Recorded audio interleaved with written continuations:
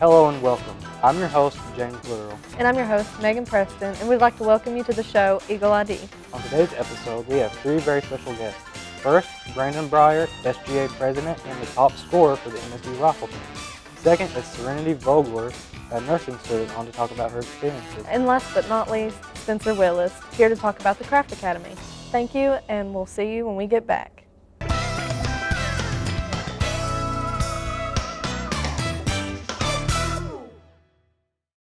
Hi, welcome back to Eagle ID. We're here with our first guest, Brandon Breyer. So Brandon, you're on the rifle team, right? Yes. So what's it like being on the rifle team? Being on the rifle team is just like being any other student athlete, whether it's basketball, softball, baseball, football. We went through the same process to get here. We were recruited by a coach. We were signing an NLI. We came down to school as a Division I athlete, and we were held to those same standards. So the typical practice session day we kind of fluctuate. We have structured weekend practices, but typically our Monday through Friday is just a 2-hour period that we can allot for our own. We go in, we shoot. Whichever one we want to work on, we shoot 3 different positions. So maybe if I struggled in a match over the weekend, I'll work on a certain position that I did not do as well in, or something that would really focus on something that I'm struggling in at that point in time. So structured practices are not really a thing like what baseball or softball are used to, but we do also have outside. We go to the training room. Sometimes some of the other athletes look and they're like, why is the rifle team in the training room? But we do exert some physical energy. We do weights, a lot of core work, balance, and so that's kind of what it looks like from student athlete's perspective. And it is important because a lot of people refer to us as a club, but we are student athletes. We are part of the Division I NCAA structure, and we have the same regimen and training schedule as those do. So you mentioned that you actually came to Moorhead for the rifle team. Yes. How have you improved in being on the rifle team?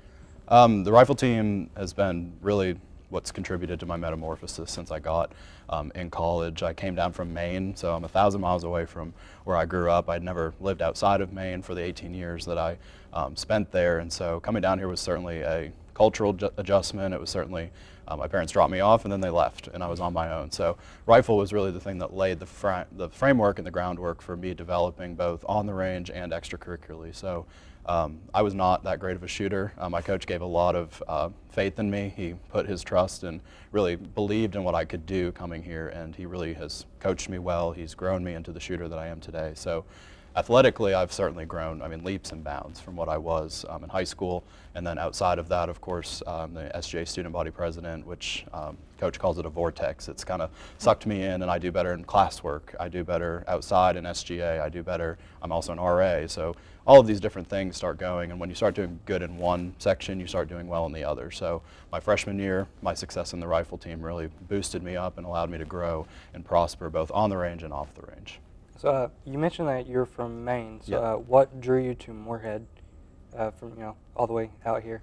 It was specifically the rifle team. I tell this story all the time, but I came over the bypass, I looked at the mountains, and I knew I was home. That's kind of how my starting at Moorhead happened and ended, because as soon as I got here, I knew once I came on campus. I met the faculty, I met the staff, I met some of the fellow students, and it just felt like home. It felt like where I belonged. And I did have some offers from other schools in Ohio and Tennessee and Georgia, but again, when I got here, you just felt different, and it felt as if I could succeed, I could be myself, and I could really become who I'm supposed to be at this university. So it was really kind of that 1 minute where you know, and that was really what happened when I stepped foot on this campus. I love that. Yeah. Do you have any advice for anybody, underclassmen or anything, who want to be on rifle team, or just as a student in general?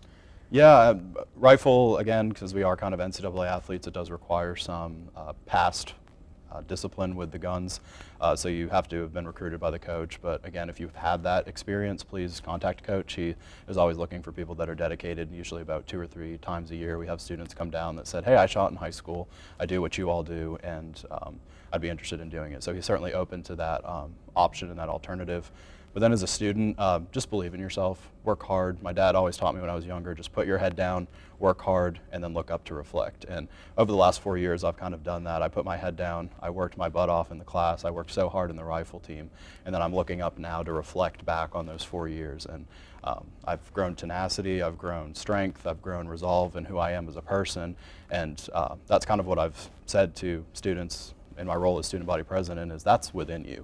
You're able to grow, you're able to do that. You just need to find it, grow it, and really nurture it to the point that you're going to do great things. And so always work hard, be persevering in everything that you do, and take advantage of the resources you have at this university.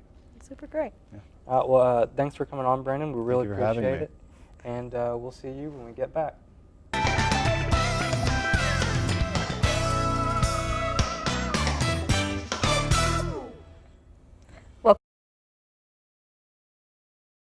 So Serenity, what are you on to talk with us about? I'm here to talk about the nursing program and everything about it, that any questions that you guys might have.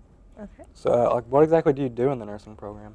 Well, we have classes, which is lecture, and we usually talk for we don't have usual 50 minutes of lecture. We meet twice a week for an hour and 50 minutes of lecture. And then we have lab days where we go and we check off on skills. And then we have clinicals where we get to go to hospitals.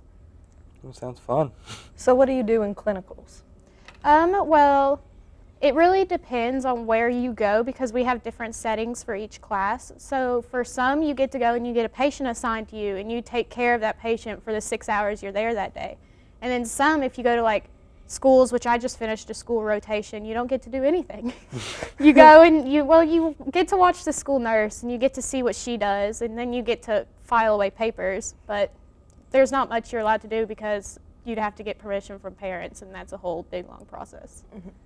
So, how many hours do you have to put into the nursing program to graduate? Because I've heard it's a lot of hard work.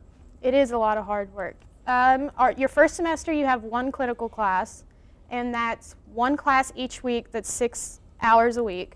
And then after your first semester, it's 2 clinical classes, and you have lectures with both of those classes and then clinical days for both of those classes. And each day it's 6 hours. Oh, that's a lot. That Well, is not a each lot. day, sorry. I mean, each week it's 2 days is 6 hours. My bad. Yeah, you're good. So what do you think it takes to be in the nursing program?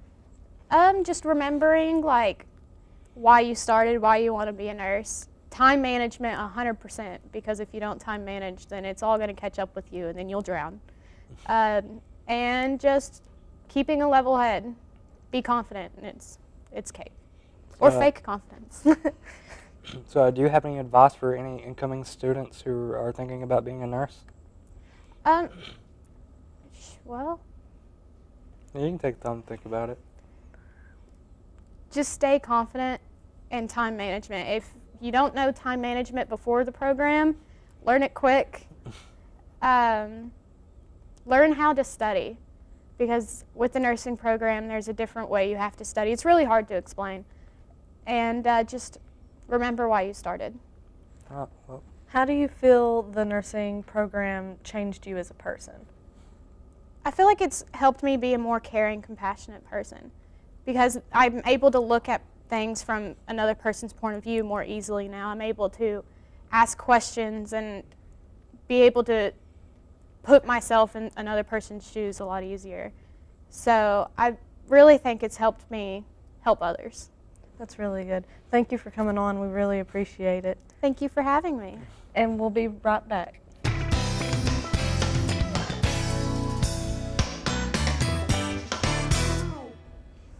welcome back to Eagle ID. We're here with our next guest, Spencer Wills. So, Spencer, what are you here to talk about today? I'm here to talk about the Craft Academy. Craft Academy. So, how did you get involved with Craft Academy? In freshman year, I had a friend who went to the other early college program, which is Gatton Academy at WKU, and then I just went from there. Okay, that's cool. So, what are some of the things you can do in Craft Academy? It's just given me a lot of opportunities, with volunteer work, and of course having free college and getting to figure out what I actually want to do with my life. Yeah, we need a lot of time to figure that out. So, how do you think the Craft Academy has actually impacted you as a student? It taught me how to study, for one, because I wasn't a very good student before. It just came easily to me. And it, like I said, it's helped me figure out what I want to do and what parts of my major I enjoy the most. Do you have any like advice for anybody who wants to actually join Craft Academy, or any advice to other people that is in Craft Academy? I'd say just like really try your best. They really can tell through your essays whether you actually really want to do it or not. And normally there's an interview, and I just say be yourself, I guess. They just want to know who you are. So how can students apply to be in Craft Academy? There's a whole application process where you submit your grades and your ACT score, you write your essays, and then if your application passes, you have to take an interview, and then they pick from that. Thank you for coming on. We really appreciate it, and we'll see you when we come back to Eagle ID.